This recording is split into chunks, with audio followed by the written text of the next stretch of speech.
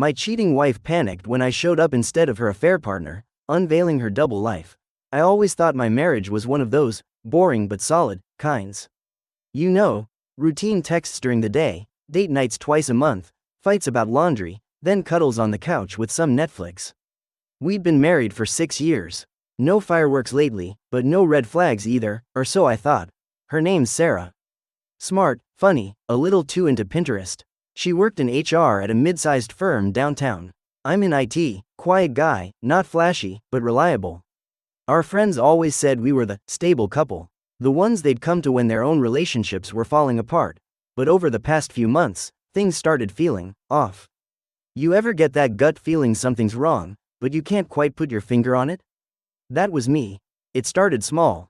Her phone suddenly had a passcode. She said it was because of work confidentiality. Reasonable. Then she started working late more often. Late enough that I started joking she had a secret second job. She laughed it off, kissed me on the cheek, and said, "You're silly." Yeah, I was. Silly enough to believe her. Then came the night everything started to unravel. It was a Thursday. She told me she had a team building dinner after work. I was like, cool, I'll just grab takeout and game for the night. She left around 6 p.m. in this navy blue dress I hadn't seen in a while. The one she used to wear when she wanted to look especially good. I remember thinking, weird choice for work dinner. Out of curiosity, or maybe something deeper, I decided to check her Instagram stories later that evening. Nothing, no posts, but something made me go further. I looked up one of her coworkers she'd mentioned. Let's call her Jenny. Jenny had posted a story. It was a short clip of a wine glass clinking against another. You could barely see the second person, just an arm and part of a sleeve. It was a man's sleeve. Dark gray blazer, definitely not a team dinner, unless HR was now a department of two. The next morning, I asked her how the dinner went. She gave me a rehearsed smile. Oh, you know, boring work stuff. Jenny got a little drunk. I had to call her a cab. Funny. Jenny had posted a pic later that night of her and her boyfriend at a rooftop bar. Nowhere near Sarah's dinner. That was the first time I felt my stomach truly twist. Something was happening. And whatever it was, she was lying straight to my face. I wasn't going to jump to conclusions. But I was going to find out the truth. And I didn't realize it then, but this one night would lead me to the most jaw-dropping discovery of my life. A side of Sarah I never imagined existed. Because a week later, I showed up somewhere she thought only her secret lover would be. And the look on her face? Panic? Pure, freaking panic. You'd think you'd recognize a red flag when it's waving right in your face. But the truth is, when you love someone, you see warning signs as quirks, not threats. Sarah and I met in college. She was the loud, confident one in our friend group. I was the quiet guy who somehow made her laugh with my awkward jokes. Opposites, but it worked. We clicked. After graduation, we got married fairly quickly.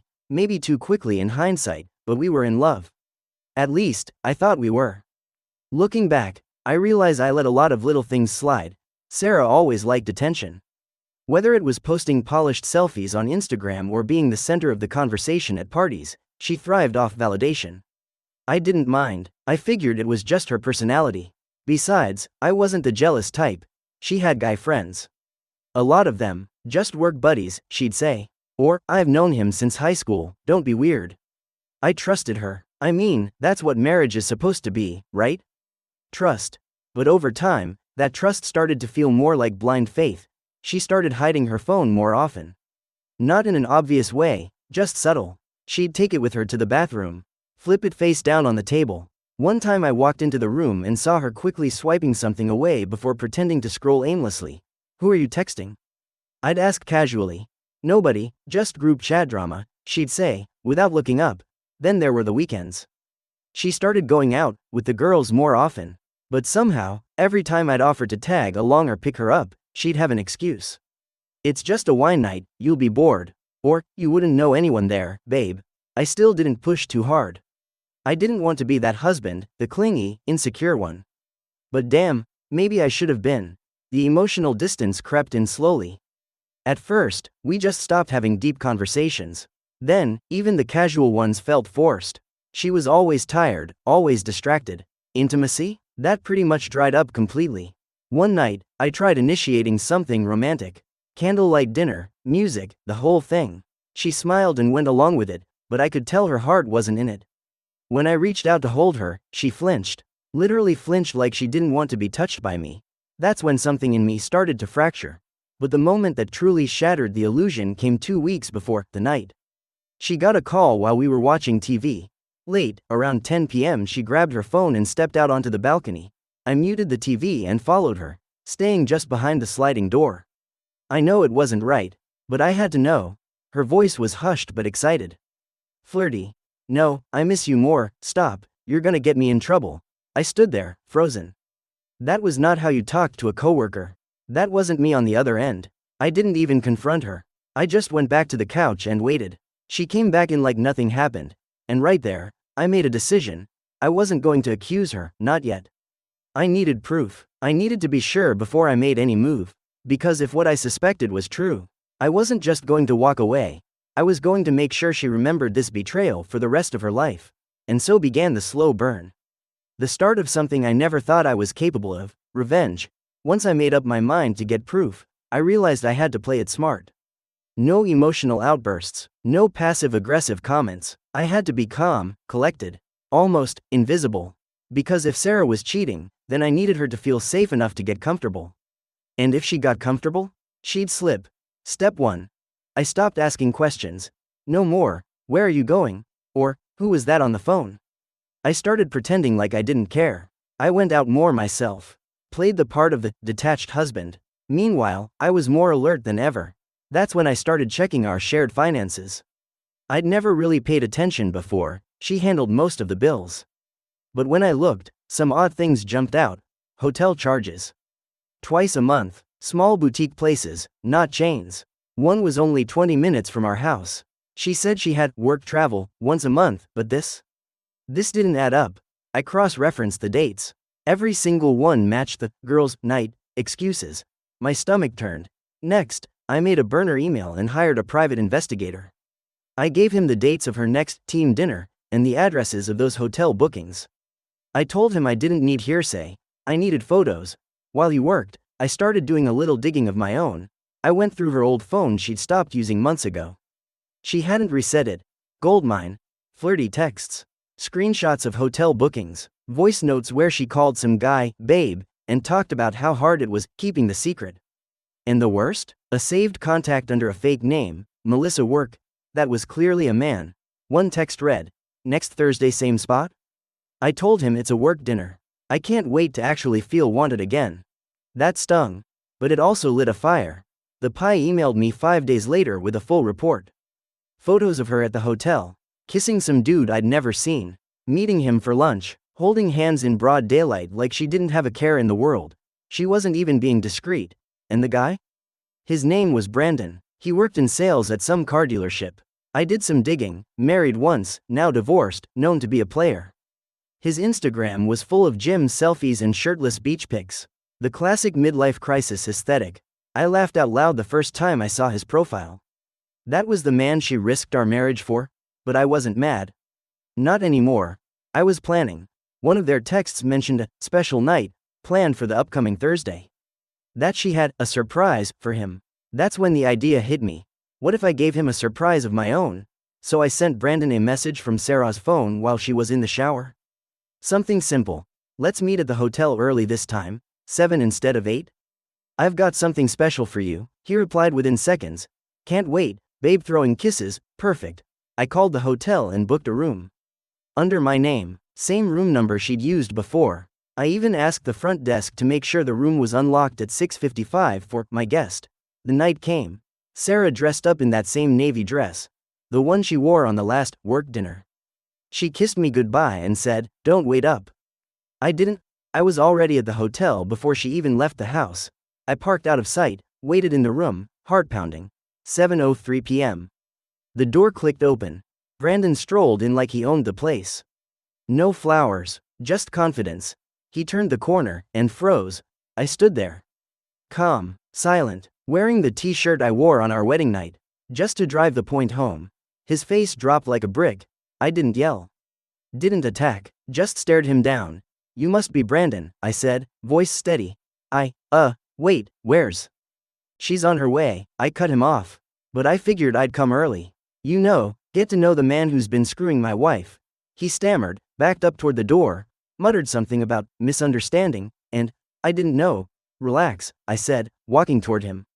I'm not going to hit you. But you might want to leave, unless you want her to find both of us here. He bolted.